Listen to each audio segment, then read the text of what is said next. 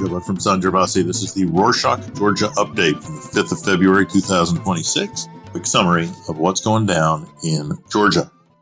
Kicking things off on Thursday the 29th, Georgian Dream, or OSCE, introduced 7 new bills to Parliament that would further restrict how nonprofits and individuals receive and use foreign funding. These bills are passed. Any money received from abroad, be it from organizations or individuals used to influence public policy, will be seen as a grant.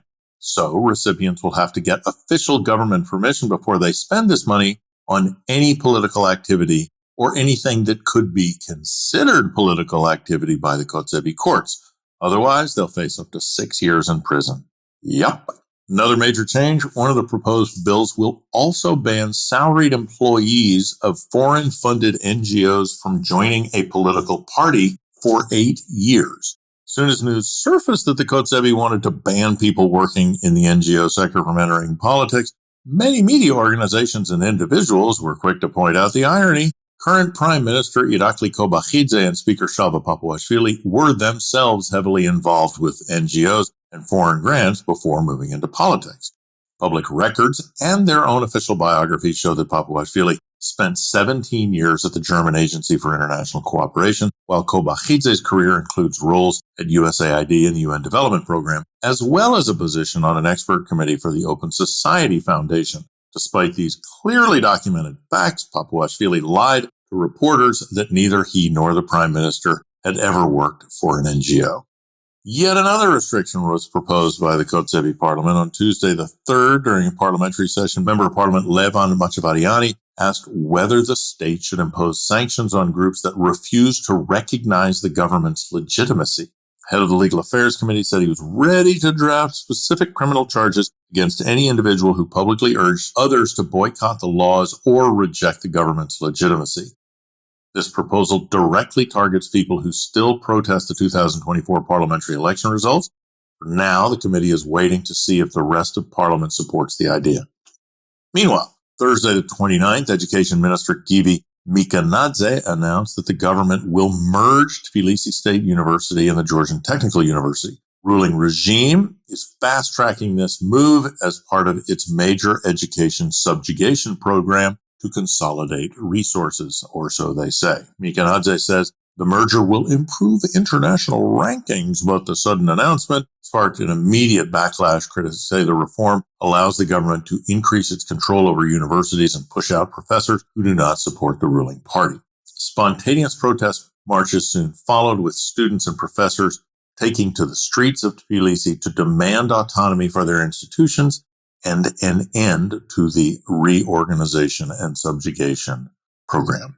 Other news. On Wednesday, the 4th, Public Defender Levan Yosseliani visited Rustavi prison and found that many high-profile political detainees live in total isolation. He says the government currently denies these individuals any contact with the outside world, including their own families. This restriction affects opposition leader Levan Khabeshvili, former Prime Minister Irakli Gharibashvili, and former Security Chief Grigol Liloashvili, among others. Prosecutors use special orders to block these prisoners from making calls or seeing anyone except their lawyers. Yosseliani says the policy even prevents parents from seeing children.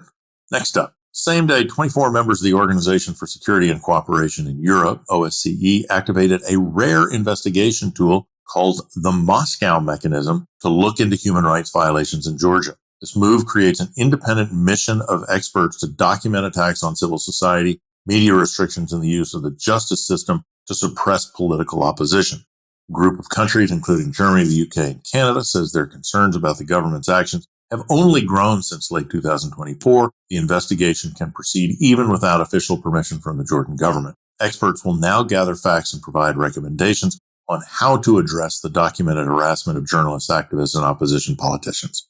Over to the digital arena. On Sunday the 1st, a sharp exchange broke out on Twitter between Michael Galler, a German diplomat and longstanding member of the European Parliament, and Georgian officials. Galler, who serves as the foreign policy spokesperson for the European People's Party, shared a post from former Georgian President Salome Zurabashvili criticizing the new restrictive laws, called Bidzina Ivanishvili and Irakli Kobakhidze Moscow creatures, and said they should leave Georgia so the vast majority of Georgians can continue moving towards a European future instead of a Soviet one. Papuashvili fired back, accusing Galler of using dehumanizing language, demanding that he delete the post and issue an official apology for the insult. Several weeks ago, we covered the news that the U.S. seized a Russian-flagged tanker carrying sanctioned oil from Venezuela and Iran. Back then, there were unconfirmed rumors. Part of the crew and its captain were Georgian citizens. This was later confirmed.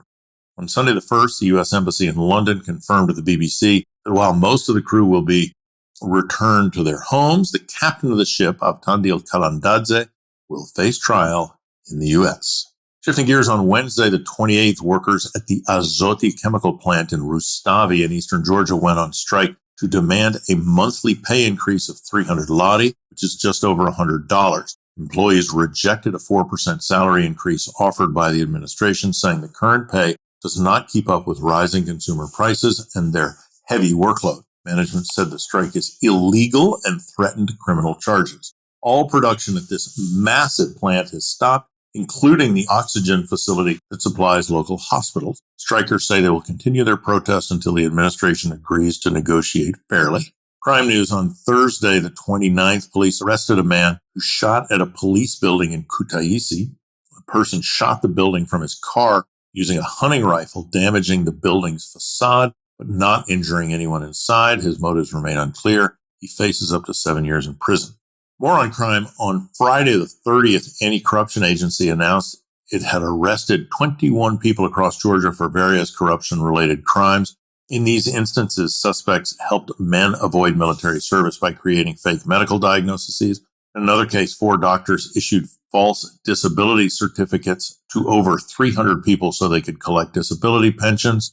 The rest of the cases involved business people and local officials stealing thousands of lari from the state through fraudulent road and football field renovation projects. Unlike previous high-level corruption cases, the agency gave no names this time. To wrap things up, in a new opinion piece for OSCE Media titled "Georgia's Regime Has Given Critics a Choice, Prison or Exile," David Zadleshvili announced how recent changes to the law and grants in the criminal code signaled a shift towards mass repression. He says government is using these broad legal amendments to create red lines that criminalize almost any independent work. Zadleshvili writes that even an academic or a programmer could face 6 years in prison if the state decides their foreign pay aims to influence policy.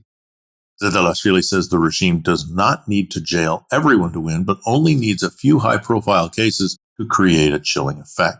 This forces critics to choose between complete silence in prison or a life in exile. Check out the full piece in English with the link in the show notes. And that's it for this week. Thank you for joining us. Got some important things to tell you. We've decided to bring some Rorschach updates to an end. As much as we love doing them, we couldn't get listeners to connect and form in small communities as we'd hoped. Besides, these updates are not that cheap to make.